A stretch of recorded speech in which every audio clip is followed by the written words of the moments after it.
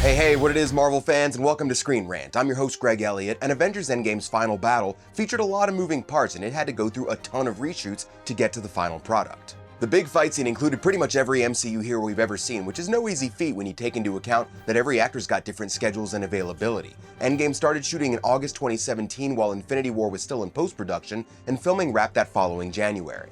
They then had planned reshoots from September to October, but went back for even more in January 2019, and over the course of it all, that scene changed a bit. So here's everything that changed in Endgame's climactic final battle during reshoots. One of the scene's biggest moments is when the cavalry arrives and all the portals open up, but that was actually all supposed to happen much quicker. Originally, not everybody got a cool dramatic entrance, and Captain America didn't have that little moment with Black Panther when he arrived on the scene. But they wanted to punch up the dramatic impact, so they drew it out and gave almost everybody a big hero entrance, which looked cool on screen, but honestly the whole time I was just thinking, why doesn't Thanos just attack them while all these people are slowly walking out of portals? But then, we wouldn't have gotten one of the film's biggest reunions either.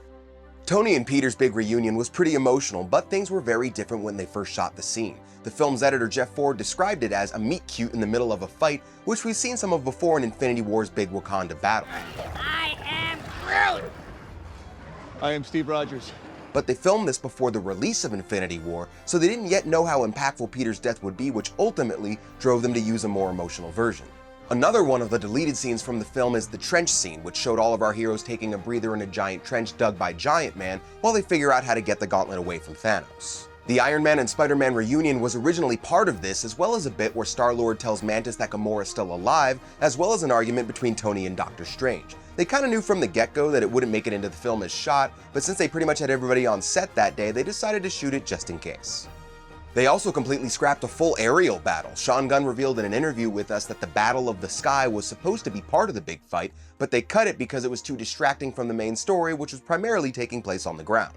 There are a few fragments of it in the final cut, like Iron Man and Rescue teaming up and Spider-Man hitching a ride with Valkyrie, and Gunn did say in it we would have also seen Kraglin using Yondu's arrow for the first time.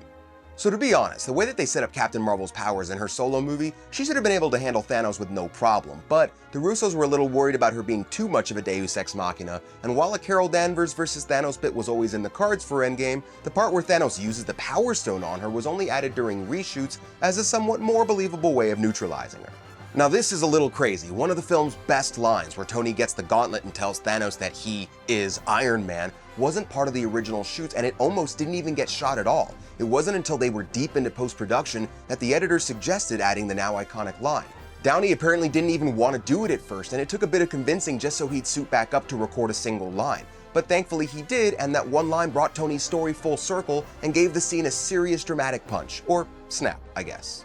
So there you go. Films always go through reshoots, but it's crazy how sometimes the best bits of a movie can be changed, removed, or even added entirely extremely late in the process. You know that we'll keep you up to date on all the best behind the scenes info, so keep coming back to Screen Rant to stay in the loop. I'm Greg Elliott, and I'm out. See ya.